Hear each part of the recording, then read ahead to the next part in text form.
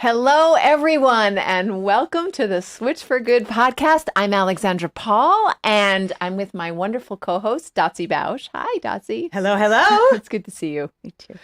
I love your blue nails today, by the way. Oh, thank you, ma'am. So, our guest today, I'm very excited because she's an Instagram star, and she's all over the internet, and I have had the pleasure of seeing a lot of her interviews and reading some of her writing, and I think our guests are going to be really excited to learn from her and hear her story. But I understand you've known her for a while. This is going to be my first time meeting Bianca. Yes, lucky you. So tell me how you met Bianca Taylor. I met Bianca this past January at, I think, what was both of our first Sundance film festivals, which was just a total thrill to be at. Her boyfriend, Nimai Delgado, is in the upcoming film, The Game Changers. In which you are too. And I have a little part in it too. You do not have just a little, Dotsie. Let me just say for our audience, Dotsie has a big part, an important part, not the least of which is that you are one of the, there aren't too many female athletes right. Well, in yeah, there. I kind of do the throwdown for the women You part do. because it's a very, very male-centric film on purpose. Yep. It deals with dispelling the world's most dangerous myth, which is that we need meat to be strong, right? And to perform well and to perform at top of our game and to even just thrive. And most of the gender that gives that the biggest challenge are the men. Yeah. About 87% of females who go vegetarian stay vegetarian. And then, for men, it's under 10%. Oh. I think that's mostly because of societal pressures. Yeah. Men just don't get away with ordering a quinoa salad, right? And the protein myth, for obsession, sure. Yeah. So okay, we got that down. Yes. You are amazing in the film, and our listeners and viewers need to see it because I'm excited to see it. But now back to Bianca. Yes, that's what I want to get back to. So I gotta tell you guys who don't know about Bianca a little bit more about her, and then we're gonna bring her in and meet her and just get to have a great conversation about her whole journey because it's really inspiring. And it wasn't an easy road. I'll say that. So. All right, Miss Bianca, self-love. This is the motto by which the stunningly beautiful vegan bodybuilder Bianca Taylor lives. Once an insecure, competitive bikini model whose life was dictated by what the industry saw as the perfect body, Bianca has come out of those dark trenches and has learned to love herself with a passion for weightlifting and also a plant-based diet. As a major social media influencer, Bianca uses her platform to help girls and women of all ages learn to live a healthy, fit lifestyle and to learn to love their bodies just the way they are. She's a certified personal trainer and also certified in plant-based nutrition, which means she knows what she's talking about. She says there is so much more to live for than just what you look like or how much you weigh. And she's living proof that on a plant-based diet, a woman can have a healthy relationship with food. Imagine that. Build muscle and have a killer booty, if I may throw that in there. So welcome. We're so excited to have you with us today. Thank you for having me. I'm so excited. There's a lot to cover because you have lived a life of 90 years in your short period of time. How old are you? I don't even know. I just turned 25 this past summer. Okay. I guessed it right. I guessed that earlier. Yeah. Okay. And I would love to just kind of start from the beginning, if that's okay with you, and start every stage of your life has been fascinating, and it's built on itself and to where you are today. And in the very beginning, though, you had a lot of challenges early on in your childhood, and you came up against, I think, a lot more than most young adolescents or teenagers do. I want to hear from you what your childhood was like and how it shaped who you are now. Well, there's a lot. So I guess going back to the beginning, I grew up in Florida. My family's actually from New Jersey. My dad's from Cuba and my mom's from Colombia, but they grew up in New Jersey. And then I was born there. We moved to Tampa and I grew up there. So I definitely wasn't exposed to the idea of eating plant-based until way later on. Like that wasn't even on my radar. I didn't even know what the word vegan was. I knew what vegetarians were, but I thought it was just like a hippie thing. My culture was, Hispanic food, lots of meat, cheese on everything, cook everything with butter. So I ate a lot. I always loved food when I was little, and I had an older sister, and our bodies are just different. She's 5 years older than me, but growing up she was, naturally more petite, and I was just, built to, I don't know. I guess I was built a little bit more athletic, so I had wide shoulders, and I immediately, when I was little, I noticed that I was different, and my body was different, and I realized that they didn't show the types of women that looked like me in the media. So you would see Victoria's Secret ads and everything is super tall, thin models. Usually they're really light skinned. They have blonde hair or light brown hair. And I immediately just felt insecure from the moment that I was a child. And I just kind of kept on harnessing that throughout my life. And then I had a lot of challenges when I was about 13. My dad was shot and paralyzed from the waist down. So my whole life just changed because I didn't get to really have that childhood phase of, being like a preteen and hanging out with my friends and stuff. It all of a sudden became a lot of family drama, having to, help my dad get dressed and help my mom take care of my dad because she basically became like a nurse to him. And I felt like I had to grow up really fast. So I just dealt with a lot of emotional stuff right from the start.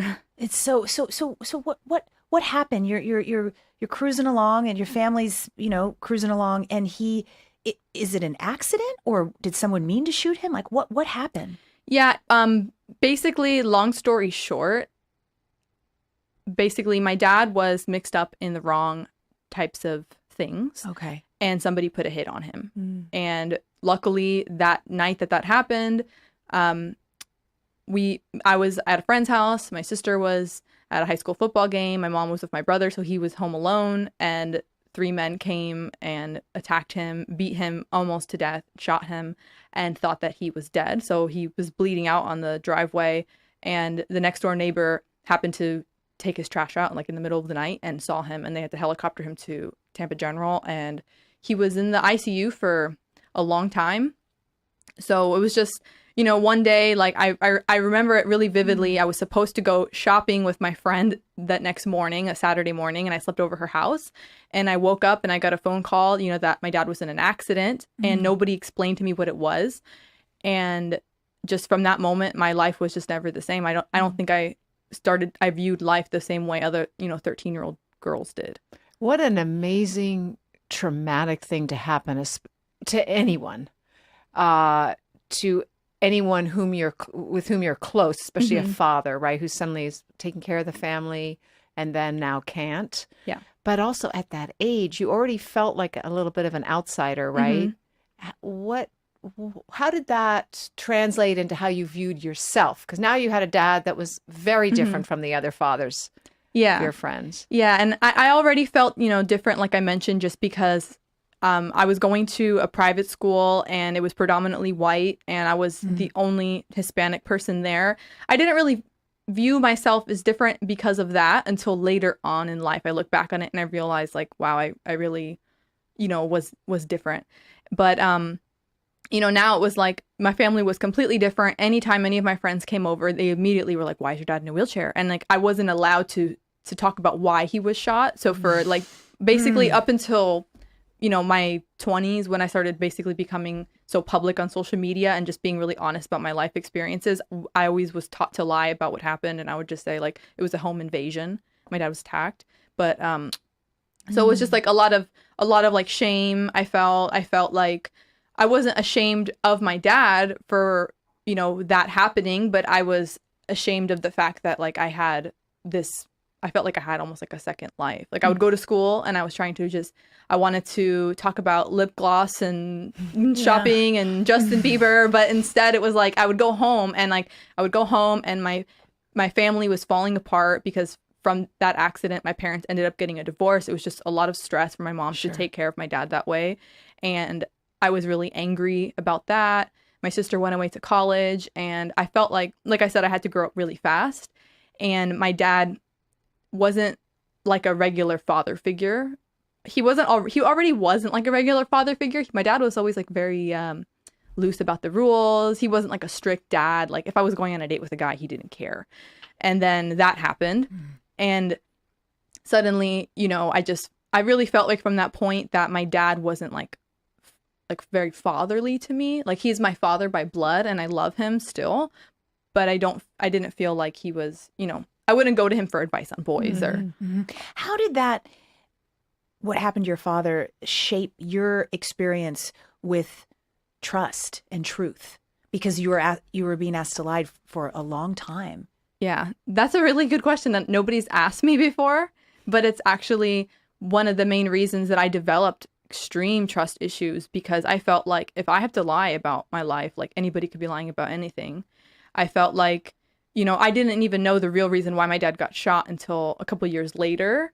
Like the real, like the details of it all. And, knowing that my own parents, they lied to me to protect me, but still, it's like finding out Santa Claus doesn't exist. All of a sudden, you just question everything. And I didn't believe anything. So I think that even when people would tell me that, like, I was pretty, I didn't believe them. I didn't believe anything that anybody said at that point.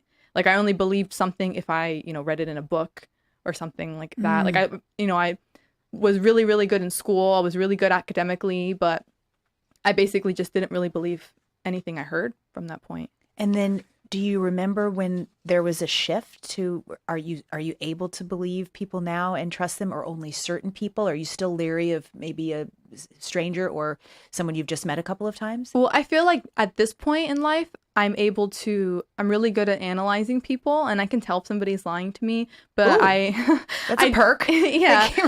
Without of the trauma. I'm pretty good about that, but I do, have a lot more hope than I used to have. So I like to believe the best in people, and a lot of good things came out of all of those bad experiences. Like because of that, I felt like I had to grow up really fast. My mom was just dealing with a lot, so she wasn't, during those like high school years, she was just so preoccupied with her own emotional problems. And then my dad was just, once they split up, I hadn't seen him very much for a couple of years. And I felt like that forced me to be independent, which is why I'm able to do what I do now. And I was able to move to California by myself and, start my own business and, not be afraid to preach my message, because I had to be independent. So that is one of the light sides of it. So your teenage years were spent in Florida, and then you moved to California.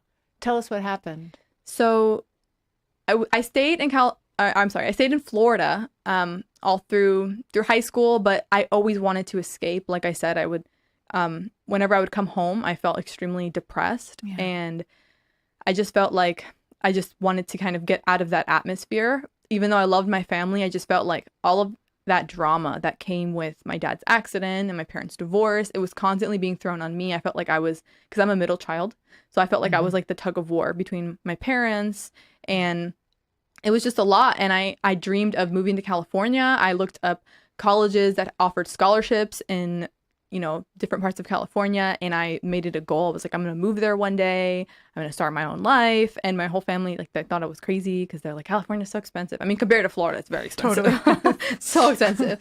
But I was really determined. And I did come out here when I was 19 with my best friend for a couple of months, but we just could not make it work. And then her and I ended up having a falling out. And I moved back home. And then it wasn't until a year ago I met my boyfriend, Nimai.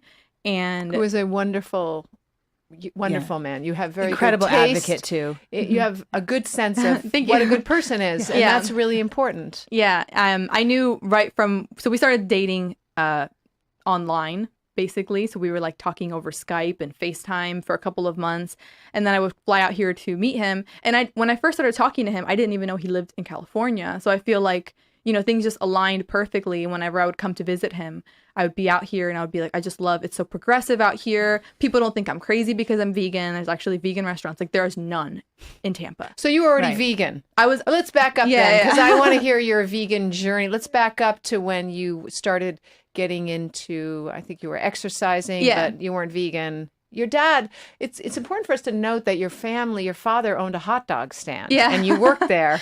Yeah. So meat was very much a part of your livelihood of your Yeah. family and your life. Yeah. So my dad did have a hot dog business, kind of like the Sabrett carts, like in New York City. Yeah.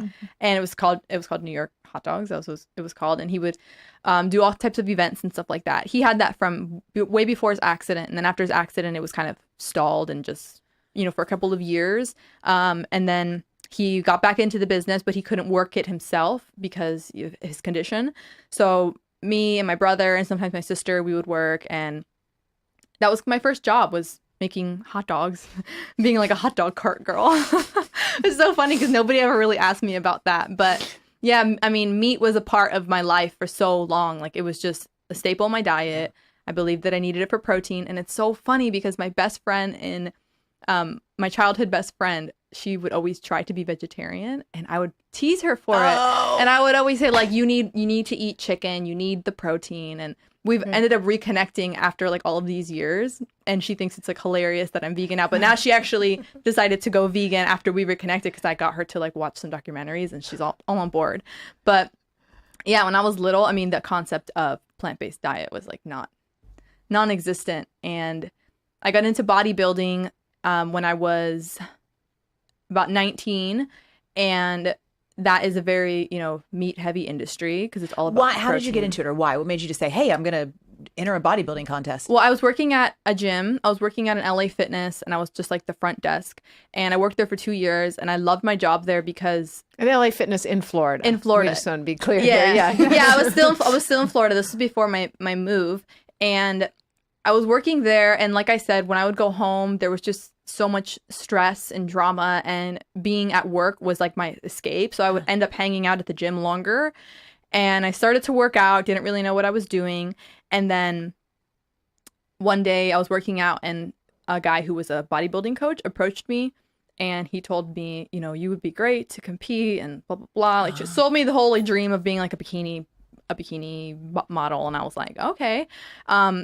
But I had a boy. Wait, you were like, okay, but growing up, you'd always felt not comfortable in your body. So how did that jive? What was going on then? I still felt uncomfortable with my body, but he sold me the dream of like transforming my body and becoming this bikini winner, make you into one. a bikini champ. Yeah, exactly. And what were you envisioning when were you envisioning those Victoria's Secret models? Exactly. So it was kind of like, I thought, okay, well, if I can do this, then I'm going to have the body that I never had, and I'm going to be happy because I just, you know, I had so much suppressed negativity inside of me that I thought that by achieving this, that was going to like solve all of my problems. And I think a lot of people do that, especially women. They think, okay, if I just lose 25 pounds, if I reach this goal weight, if I see my abs, if I get my boobs done, if I get, you know, whatever surgery done, get, you know, my lashes done and all this stuff, you think that it's going to be like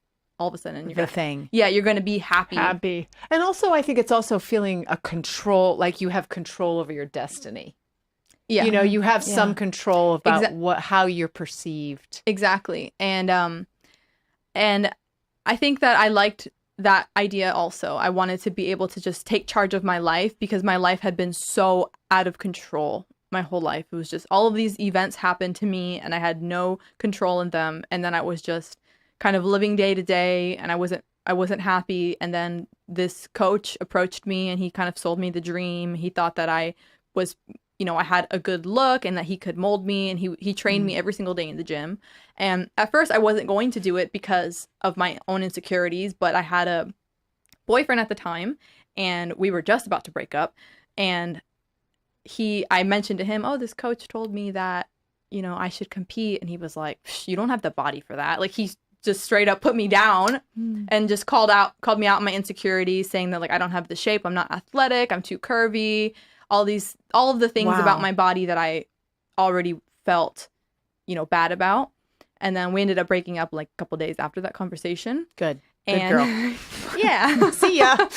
And then I hit the coach back up, and I was like, you know what, I want to do it. And I basically was motivated by like revenge. Like, it was like I wanted that revenge body, but I also wanted to to prove to myself that I could do it and just take control of my life, because I felt like if I could at least control my body, then Everything else would be okay. everything else would be okay. Because, by this point, my parents had been divorced for, a couple of years, only like 4 or 5 years at that point.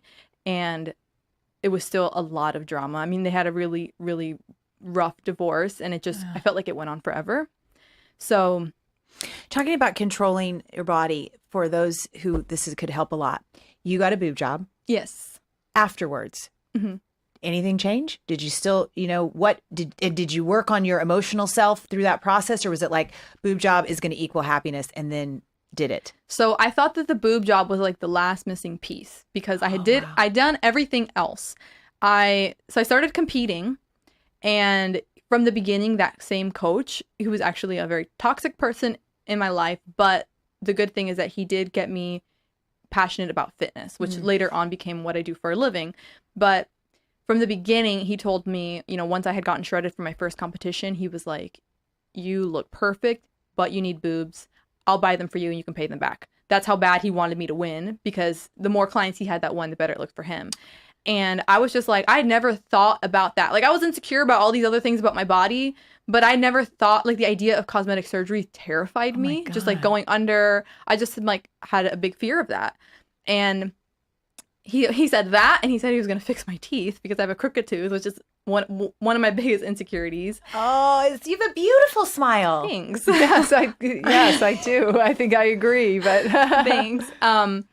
But yeah, so I went on this competing journey. I killed myself over it, to the point that, I mean, my whole life just revolved around what I ate, how much I trained, and that was it. I had no social life. Any relationship that I had ruined or had just fallen off. And even my relationship with my mom, I mean, it was pretty non-existent during this time, because I was so on edge because I wasn't eating, so my body wasn't being nourished, that I would fight with my mom all the time. And I got I know that feeling. Yeah. and you're Just eating angry a all the high time. protein, low carb yeah, thing. basically no carbs at all. Was just eating protein, Meat protein, animal meat, protein. animal protein, and a little bit of fats, and fiber just from like green vegetables like asparagus, and that's it. I wasn't eating any sort of like starches or fruit or anything like that. And my whole concept of food just became really like unhealthy. And I wanted so badly to win, and I thought that, because at first I got shredded and I didn't win the competition I did, and I thought, okay, well, I'm just going to do another show. And I just got addicted to it, because I was like, once I win, I'm going to feel accomplished. Yeah. And then I got second place in a show, and my goal was just to make top 5. So I was like ecstatic to win second place. And I was like, okay, well, the only thing missing is boobs, because in the bikini bodybuilding world, if you don't have boobs, they will actually mark you down for it. Really, even though that they're not have nothing to do with muscle per se. Exactly. Oh my God. That's like marking you down for having the wrong color eyes. Exactly. And that's why, As someone who doesn't have large breasts, I just want to put in my protest about that. It's honestly so terrible.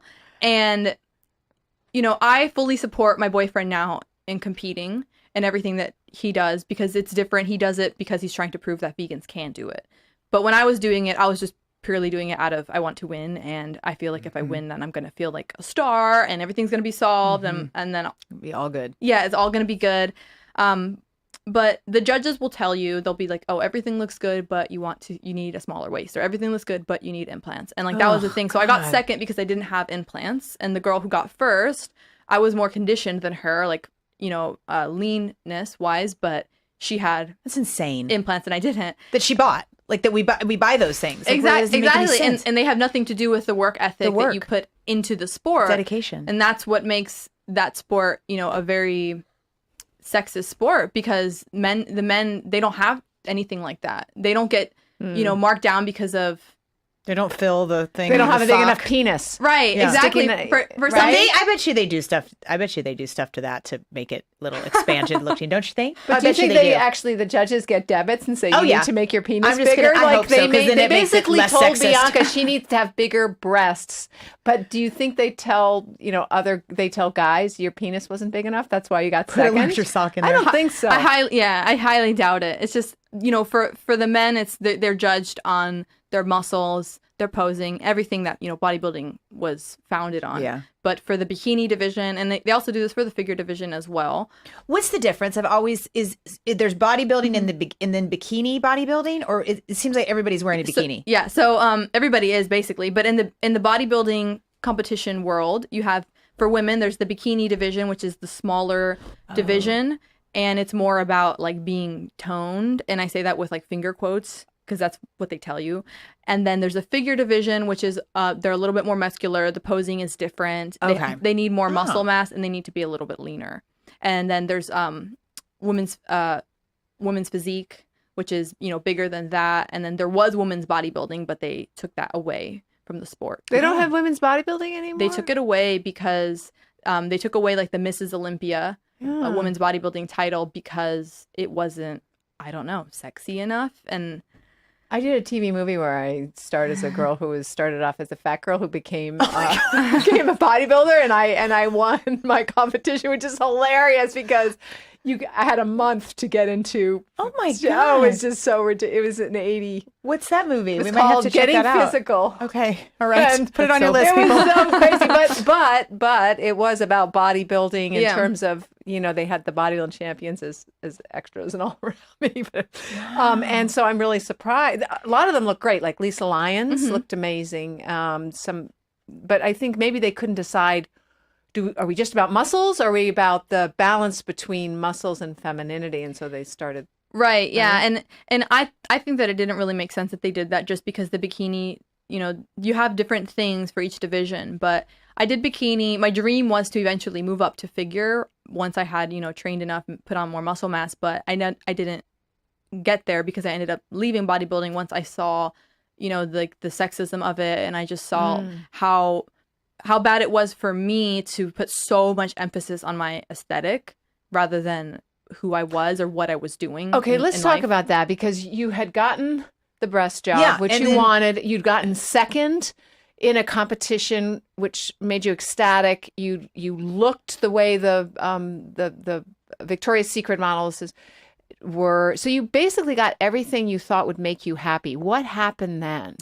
So I had the biggest epiphany, life-changing summer when after all of that happened, I got shredded. I had a 6-pack. I had a trophy from a bodybuilding show. I got my boobs done so that I could keep on competing and I could win. And then plus I thought that, would just, make me feel more confident. And also at the time, while I was competing, I had gotten a job in a marketing company and I was getting paid really well. So, I had money in the bank. I had a good job title for somebody my age. I had everything that I thought, all of the superficial things that I thought I needed. And I realized I felt so empty and alone. And one day I just completely broke down and I was home alone and I felt like I didn't want to go on any longer. And I called suicide hotline, and the woman the operator ended up talking to, she, asked me all these questions, and then she told me, well, it sounds like you don't really know what your purpose in life is. And when you don't feel like you know what your purpose is, you're going to feel like you have no reason to go on. And I kind of was like, whatever, I wasn't in a good place to have a conversation with somebody, but that conversation did calm me down and it got me thinking, and I thought about my purpose. And I didn't like my job at the marketing company. I was in charge of events that sold cable. And like for like hot, very, very, very expensive cable TV and for your phones and everything. And I just knew, I was like, there's no purpose in this. This is not why I'm here on this planet. And So how did you find that purpose? What happened for you to get that purpose? well, I want to make sure that in our discussion that we get to the place where you then, so we can have the uplifting part, which has been part of your life Yeah. after all this. So Yeah. Well, like I said, that was a major turning point for me, realizing that all of those superficial things brought me no happiness. And I started to spiral down, and I fell into a really bad eating disorder because my relationship with food was already had over the past 2 years of, competing. It already became so morphed because I was only eating whatever it took to get shredded. So I imagine once you got that trophy and you had to keep working so hard to maintain this, right? That your relationship with food must have been tortured. Right. And what you're supposed to do is after you do a competition, you're supposed to reverse diet back up to a normal level of eating. You're not supposed to diet down any further. But because I didn't feel that happiness after all of these things, I just wanted to. It's really hard to explain, but it's almost like I felt like I wanted to disappear, and I just kept eating less and less because I get that, being invisible. Yeah. Yeah. It's something that, because as time went on, like I already knew how to manipulate my body. I knew that if I ate less, I would lose a little bit of weight. I was already like super, super thin, and I was thin, but I had muscle in my body just from weightlifting so much. And then I had to take time off because of the boob job, and I just started eating less and less and less to the point that I would have maybe like half of a whey protein shake mixed with water in a day. And I, doing that, my mind became so fogged and everything. And during this time also, I had gotten a puppy, which was probably a poor decision because I was not prepared for a puppy, but I was doing anything I could to find happiness. And my dog ended up being a major blessing to me because one day I was really trying to get myself to eat again because I still had a relationship with my bodybuilding coach, and he kind of caught on to the fact that I wasn't eating. So he would say, okay, like, you need to eat at least a couple ounces of chicken or something like that. So I was just doing whatever I could to make people think that I was okay. And everybody did think I was okay. I mean, I was 30 pounds underweight, and like my family didn't say anything to me. And because now you look like a Victoria's Secret model, or that sort of idea, right, which is what our ideal is these days. And I think the fact that nobody said anything to me probably just made it a lot worse because I felt like nobody noticed me, so then I just kept on, eating less and less, and then one which day, is ironic because you wanted to be invisible, but at the same time you didn't. You were screaming out for people to notice. Looking back on it, I mean, it was a call for help. Like I wanted to be invisible, but at the same time, like I wanted somebody to, especially the people who love you the most. You want them to notice you. Exactly. And one day I went grocery shopping. I bought some chicken, and I thought, okay, I'm gonna like really try to like eat today. And I did like what I would normally do is buy like a pack of the cage-free or organic chicken or whatever. And BS. Yeah, exactly. And I started cooking it, and I had this little puppy, and he's a little Pomeranian, and he was so tiny, and he was just like sitting up looking at me because he wanted food. And I was cooking the chicken, and I looked down at my dog, and I was like, okay, what if this chicken was dog meat? Like, just dog meat and chicken look the same. And it just freaked myself out. And I just thought, how would I know the difference if somebody tried to feed me my dog? Like, I wouldn't really know the difference, but I would never eat, a dog. And the whole idea of it just freaked me out. Like, it just hit me. And that just popped into your head. It just came in from nowhere. Yeah, it just popped into my head. Not everybody has that experience, obviously. Right.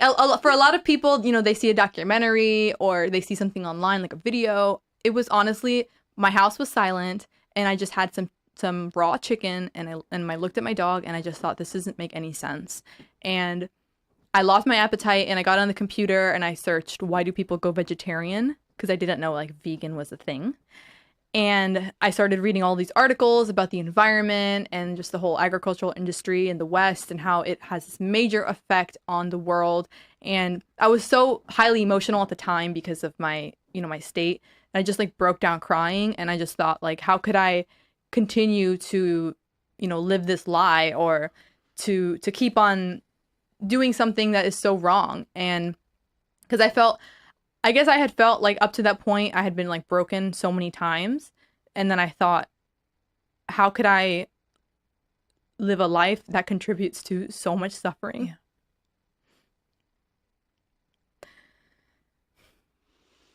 We're with you. Yeah. We're right with you. And it was about the animals, but it was more about, for me at the time, it was more about knowing that there's people starving in third world countries and we have so much food here and we just we feed all this corn and grain to animals who get viciously slaughtered. And I just decided I was never going to eat meat again, but I didn't even know what vegan was. So I just started watching YouTube videos and looking for some sort of example. And I came across Freely. She was like one of the only vegan YouTubers that were like really had a lot of followers at the time. And this is Freely the Banana Girl? Right, Freely the Banana Girl. And, you know, she did like a raw food diet, and I'd never heard of anything. I thought it sounded crazy, but I was like, if I have to eat bananas all day, I'm going to do it. Not eating any more animals. And this was about animals. This wasn't about losing weight or anything like that. It suddenly just occurred to me that I had all this focus on, like, all of my focus on food was about my body. It was about trying to look perfect or trying to just, you know, I wanted to disappear. And all of a sudden I realized, like, all of those material things don't mean anything to me. And I thought about the conversation I had with the suicide hotline operator where she asked me what my purpose was, or if I thought I knew what my purpose was. And I thought, well, I don't know exactly what my purpose is, but if there's this amount of suffering going on in the world, my purpose cannot possibly be to try to be like a perfect bikini model or to try to have a perfect body. Like, what does that do for anybody? Mm-hmm. It does nothing. All it's done is brought me into a major episode of depression, to nearing the point of wanting to end my life. And I realized right there that I just wanted to start making some changes. And I basically went into my anorexia recovery right there, and I did it completely vegan. So, and I never, went back. Did you get help, or did you do it yourself? I did it. I did it myself for a little while, and then I went to a therapist. And like I said, my family didn't ask any questions or anything like that. The only person that said anything to me was, I had a roommate at the time. I had lived with her temporarily just because I was fighting with my mom so much.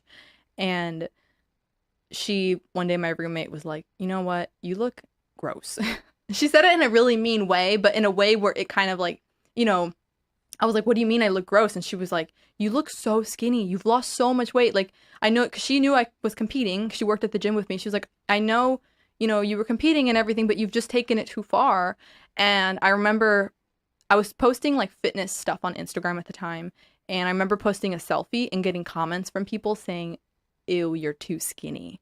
Oh, wow. And you probably thought that would never have been possible. Like, right? Right. That's a comment that I never thought I would ever get, because my whole life it was like, yeah. And did you believe it though? When you got it, did you go, oh, there is such a thing as too skinny?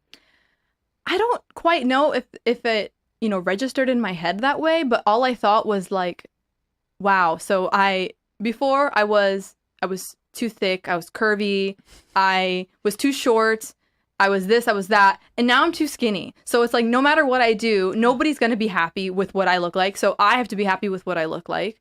And I decided to get help actually because I went vegan and I was eating basically raw till 4, just because that was the only diet I had found at the time. I didn't know about like all these other ways of, eating vegan, because there's a million ways to eat. Yeah. And I was eating, mostly fruit, and then I would eat like one cooked meal. And I started feeling really energized, and I was feeling a lot better, but I still had a lot of like weight to gain to just be back to like a healthy weight. And I realized when I went back to the gym, I saw like a group of my friends, and I was like, hey guys, guess what? I went vegan. I thought it was going to be like this great. I thought they were all going to be like, what? That's so cool. Good job. It's amazing. Yeah. And instead they were all like, they all started laughing, and they're like, that's a joke. You're going to be eating meat in like a week. And I was like, no, what are you talking about? Like, for the animals, is for the, for my health, for the, the environment. And they were like, no, like, because like I said, I was the person who mocked people if they said they were vegetarian, because I was like truly like a meathead. Like, I was always in the gym. I was always like, how many grams of protein are you eating?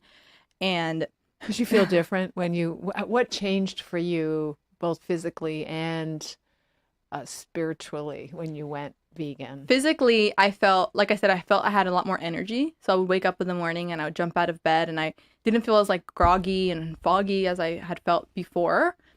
And then spiritually, I felt a lot. I felt like a lot of emotional detoxing at first, just because, like I said, I was coming to terms with like realizing there was all of this suffering in the world that I couldn't really control.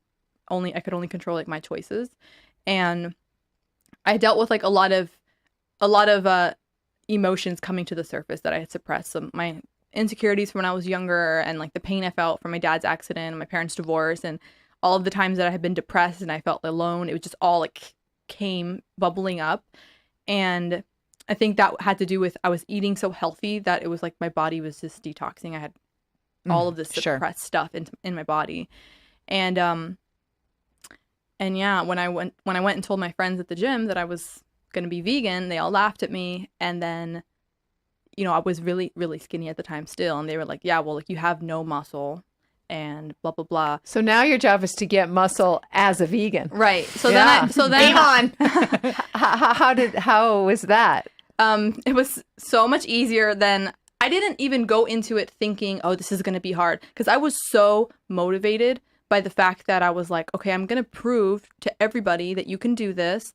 And I was just so motivated at the time that it didn't even like occur to my mind, like, oh, what if I don't get enough protein? I didn't have any of those questions. I just knew it was going to be fine, because I just thought like, how could eating like fruits and vegetables and rice and beans, like how could that possibly be unhealthy in any way? I didn't think that way. It just makes sense. It just makes sense, doesn't it? And yeah. And so you gained back a lot of muscle on a vegan diet. Yeah. And now you help other people, because I read that you won't even take clients who want to be bikini models, that you don't want to encourage that. Yeah. So I started coaching a little while later, because I had to go through my recovery. So I had to rebuild my relationship with food. And I was eating vegan, but I still wasn't eating enough, because I just had this, this fear of weight gain. And I started seeing a therapist, and she really helped me get through all of that. And once I had gone through that, I would say about a year and a half, I was posting, my fitness journey. I had been posting my fitness journey since I started training in the gym. And now I like announced it to the world, like I'm vegan, and I was very proud of it. And I got a really positive reaction. It wasn't until like way later on that I started getting like trolls that were mean about it. Sure. But I got a really positive reaction, and people started messaging me being like, hey, I'm really interested in going vegan. And I see that you have like a nice body, and you work out a lot. Like, can you coach me? And I realized that there weren't enough people that were able to help people with the thing that, because I just figured it out myself. Like, I just did a lot of research. I went and got my personal training certification. Took the plant-based nutrition course, because there was nobody out there at the time. Now there's more, services that offer that, but there was nobody. So I decided I'm going to figure it out myself. And I did. And then people started coming to me for help. So I thought, okay, yeah, I can help you. And I just started doing it a little bit on the side. And then I realized I can make, a living out of this, so I could put more energy into it. Because if I turn, one person vegan, and then they turn one person vegan, and then they turn one person vegan, then it's all worth it. And then plus they're training, so they're getting healthier, they're getting stronger, they're getting confident in their body, which is something that is so hard for so many people. And that's how I, got into the work that I do. With your profile that you have, I know you deal with a lot of nice things people say and a lot of really mean things. Yeah. And let's just say, just because I don't know if we were clear about it, you have a lot of Instagram followers, and that's mainly your platform, right? Yeah, Instagram is mainly my platform, and it started out as just my personal account, and I just posted my workout videos because when I started training for bikini shows, I was really proud of like how hard I was working, so I would post workout videos and take selfies, and like from the beginning, taking selfies in bikinis and my progress pictures was like no big deal to me. I thought that if I posted a picture of my progress, it would keep me accountable. And I didn't have like very many followers, and it just started growing. I used hashtags and stuff, and it just started growing. And then once I realized that it was contributing to my business and bringing traffic to my website, then I started to continue to grow it. So then I, got it to the point where it is now. And I got into YouTube later on, but Instagram has been my main platform. Okay. And do you remember what the most inspiring, kindest thing anyone's ever said to you on Instagram? Yeah, there's been a lot. I always screenshot them, because, whenever I have like a bad day, I'll go through and see like the nice messages. But even I talk a lot about mental health because I'm really passionate about that, just because I've had those experiences in my life. And whenever I was going through those experiences and I would scroll through Instagram, I would just, Instagram's everyone's highlight reel, and like nobody shares the struggles that they're going through. And if I would have come across somebody who was going through the same struggles, I would have felt less alone. I probably wouldn't have felt the urge to end my life. So I talk a lot about mental health. And this week, I launched my own podcast, and I'm building the Instagram page for that. And I'm posting a lot about it on Instagram. And I got a message from a girl who listened to the episode, and she sent me this really, really long message that the episode changed her life, and has massive depression and anxiety, and that, she was just so thankful for, that I was making the content that I make. So that just made me feel, makes me motivated to continue to make content, because sometimes you just feel like, what's the point of it all? What I love That's about awesome. your content is that the pictures that you post are beautiful, but then what you write is so sometimes heartbreaking. You're so honest about how you felt that morning, and you talk. It's poetic also, but just really honest, and not always matching the beautiful photo. So it lets people see that just because the outside looks beautiful doesn't mean that the inside isn't Feeling that way that morning. pain Exactly. or questioning or insecure or whatever. And you really lay it out there, but in a beautifully honest way. Thank you. Really. I love to write, so I've always written these crazy long captions, and I just continue to do it because it's like, Instagram was like my little diary, and like now it's just a very public diary. Right. So Right. how are you now? I know, unfortunately, we have to wrap up because Well, at we some could point. talk for forever. But how are you now with food and your body image? My relationship with food is night and day to what it was, years ago. And I'm so passionate about food now. Especially, I feel like when I decided to go plant-based, I became more of a foodie. And that's why I feel like a lot of people get concerned when they hear like anorexia and vegan. They think that those two things, can't go together. But I was able to heal from my anorexia with a vegan diet because I became passionate about food again. Because I started thinking, okay, what can I cook for my family that they're going to like and they're not going to make fun of me for being vegan? So I started like making different recipes. I learned how to make cheese, like all of these different things, and I started to love it. And like I never used to cook before, and now like I woke up at 5 in the morning today, and like first thing I did is like I cooked my food for the day, and I cook food for Nima, and like I enjoy cooking now. Where before it was just, the idea You were of, afraid of it. right. It's like a newfound freedom. Yeah. Veganism for those of us that struggled with an eating disorder. It almost is like now there is never a time where we think I should or shouldn't have this, or I shouldn't do this because I haven't worked out today, Right. or the calories in, calories out. It's just this beautiful, poetic, fun ride with food that Exactly. and it feels like it's all available because the only thing that you're not going to touch is cruelty. Exactly. That's it. It's not like, oh, this isn't on the plate, this, and this. No, it's just like, oh, I just don't want anything to have suffered to make it to my plate. And everything else is on limit. Exactly. And it's also, I know that the food is nourishing my body. So I don't feel guilty about eating it. Like I don't feel guilty about eating like a sweet potato or, or tofu or rice or, bananas. I don't feel guilty about eating any of those things because my whole perception of food is completely different. Because before I went vegan, I wasn't focused on real food. I was focused on like meat, and all I ate was meat, and I would eat like barely any vegetables just because I had to. And then that was it. So then the minute that I could, I would binge on candy and donuts and ice cream and all these And now things. you feel that with the vegetables and the grains and the whole foods you're eating, you don't have as much cravings for those? Because we actually talked to another bodybuilder, Brian Turner, who talked about he also struggled with binging. For him, it was sugar, I think, at night. Yeah. Yeah, I definitely feel like, I just feel like I don't really care for it anymore because I think the reason is because when you're getting all of the nutrients that you need, you get all the micronutrients that you need, your body isn't, calling out for anything more. So before I was nutrient deficient in a lot of ways. Before I went vegan, I was anemic. I had low vitamin D, all of these things. I had low B vitamins. Like my blood tests were just terrible, but I was shredded. So people looked at me and they thought that I was like, but dying inside. Right, exactly. And because I was missing all those nutrients, I was just craving them. And your body knows that ice cream and cake and donuts, that those are high calorie foods. So your body starts to crave them because it's lacking.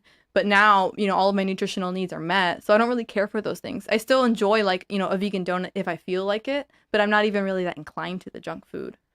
I find when I get them too, like I will eat like half of it. I'm like, that's good. I just like sometimes I want to taste it. Sometimes I want to like support the business. Right. Like and like sometimes it's go vegan donuts. I have to eat this donut. Exactly. And it's like, sometimes it's just like a fun experience. Like there's like in where we live in Long Beach, there's like a soft serve shop that has vegan soft serve. And it's just like fun to go and get like a cone and it looks all cute and stuff. Yeah. But it's not even so much that it's just like, oh my gosh, I need it or I'm going to die. Where like before it was like my body needed it. But now it's like, yeah, I know you've completely changed your whole gut microbiome. So exactly. There's not little mad mean men down there going, we need fat and sugar and dairy. And... Exactly. Yeah.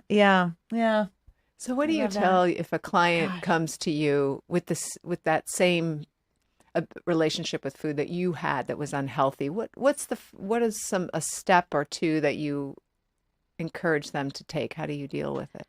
I always analyze kind of where they are and what their goals are. So if a girl comes to me and she weighs 100 pounds and she has, 15% body fat and she's like, I want to lose 20 pounds. She already has a bad idea of her goals. And, I'll kind of go back and forth like, okay, well, why? And then she'll say, oh, like, I just feel really fat. And if she's clearly not fat and doesn't have like, and she's not overweight, then I'll let her know like that you don't need to diet. You need to just eat healthily and repair your relationship with food and with yourself. And I normally will not have them weigh themselves if they can't weigh themselves from an objective standpoint. Once you get to that certain point, like I'm at a point now where I can weigh myself and I can count my calories just to kind of data track, but when I do it, it doesn't trigger me. But if it does trigger them, like if counting calories, weighing yourself or checking your body fat triggers them, I won't weighing your food. Exactly, weighing your food and stuff. If that triggers you, then I tell them not to do it. I tell them to just eat intuitively. And they can still like our clients get, recipes and they can still make the recipes and not have to worry about, the calories and stuff like that because it is very, very common. Mm-hmm. Yes, it is very well. All three of us here today have experienced eating disorders. So 3 out of 3 of the women in this room. Can I ask you a last question? Yes. That's we asked just some of our guests, but what does Switch4Good mean to you? And it doesn't have to be the nonprofit, just that phrase. Mm-hmm.